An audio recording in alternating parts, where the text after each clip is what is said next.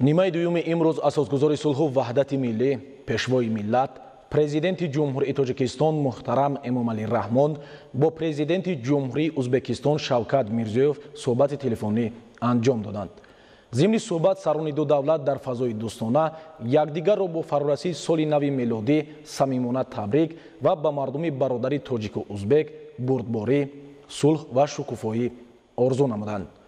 муҳтарам Эмомалӣ Раҳмон ва Шавкат Мирзиёев суръати баланди рушди босамари муносибатҳои шарикии стратегии Тоҷикистону Узбекистонро бо назардошти манфиатҳои бунёдии ду халқи наздик ва тамоми минтақа бо қаноатмандӣ таъкид намуданд. президенти Тоҷикистон ба мин баъд идомаи мантиқӣ ёфтани муносибатҳои ду кишвар дар ин маҷро изҳори итминон карда, аз омодагии ҷониби Тоҷикистон барои фаъолияти муштарак дар ин самт таъкид намуданд. ҷонибҳо инчунин як қатор масъалаҳои мубрами дорои аҳамияти минтақавӣ ва байналмилалии мавриди таваҷҷӯҳи тарафҳоро мавриди баррасӣ қарор доданд.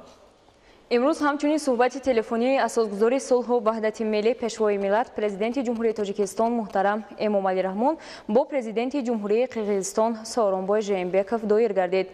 сарони давлатҳо якдигарро бо фарорасии соли нави мелодӣ табрик гуфта, ба унвони мардумони ҳарду давлат табодули таманниёти нек намуданд.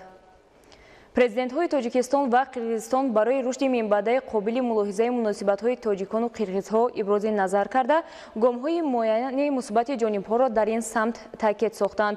пешвои миллат муҳтарам Эмомалӣ Раҳмон мақсадҳои ҷониби Тоҷикистонро барои минбаъд низ равона намудани кӯшишҳои зарурӣ ҷиҳати ғанӣ гардонидани муносибатҳои неки ҳамсоядории тоҷикону қирғизҳо бо иқдоми нави амалӣ мутобиқ ба манфиатҳои дарозмуддати ду халқи бародар зикр намуданд. зимни суҳбат ҳамчунин оид ба масъалаҳои муҳими рӯзномаи минтақавӣ ва ҷаҳонӣ мубодилаи афкор сурат гирифт.